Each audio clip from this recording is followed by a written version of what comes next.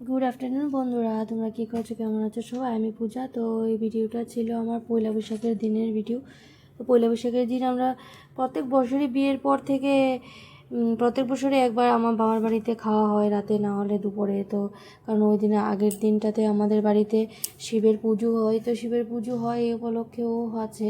তারপর পয়লা বৈশাখও পড়েছে পরের দিনটাতে, তো সেই কারণে আমরা সবসময় বাবার বাড়িতে একবার খাওয়া দাওয়া হয়, কারণ কাছে যেহেতু সেই কারণে আসা হয়ে যায়। তো একবার না আসলে তো ভালো লাগে না। তো মা বাবা প্রণামও নিলাম, তার উপর আবার খাওয়া দাওয়া করে গেলাম। তো আর কি তো ভাবছি এবার এবছর তোমাদের সাথেও শেয়ার করছি।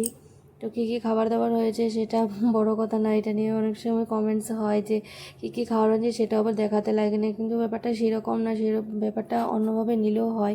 কারণ যেহেতু খাবার তোমাদের সাথে ভিডিওটা শেয়ারই করছি, তো সেই কারণে কী কী খাওয়া হচ্ছে সেটা দেখালেও মন্দ মন্দ কী আমি সেটা বুঝতে পারি না। তো ঠিক আছে, যাই হোক, আমাকে কেউ কিছু কমেন্টস করেনি, তবুও আমি একটা ভিডিও পোস্ট দেখেছিলাম, তো সে কারণেই বলছি আর কি। তো ভালো লাগে সবার সাথে তোমাদের সাথে শেয়ার করতে, তো সবার নিজেকেও আর আমার ফ্যামিলিদেরকেও।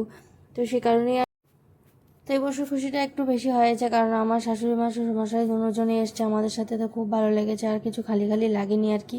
তো মনটা বেশ ভালো ছিল ওই দিনটাতে। বাবার মনটাও খুশি হয়, তো বাবার মনটা দেখেও আমাদের আসতে হয়, কারণ না হলে বাবার মনও খারাপ হয়ে যায়। যেহেতু আমাদের ভাইও নেই, কেউ নেই, তো আমরা আছি 3 বোন, তাহলে আমরা যদি কেউই না আসি তাহলে মা বাবার মনটা তো অটোমেটিকলি ভালো লাগবে না, ঠিক না? তো সে কারণে আসা হয় আর কি। তো সবাই এখানে খাবার দাবার শেষে সবাই গল্প করতে বসে গেছি। তো ভেবেছিলাম মেলাতে যাবো, কিন্তু যাওয়া হয়নি, কারণ একদম ভালো লাগছিল না আর খাবার দাবার কি।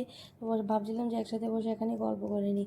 আজকে ভিডিওটি তোমাদের কেমন লেগেছে অবশ্যই একটা কমেন্টসে জানাবে। টাটা সবাইকে।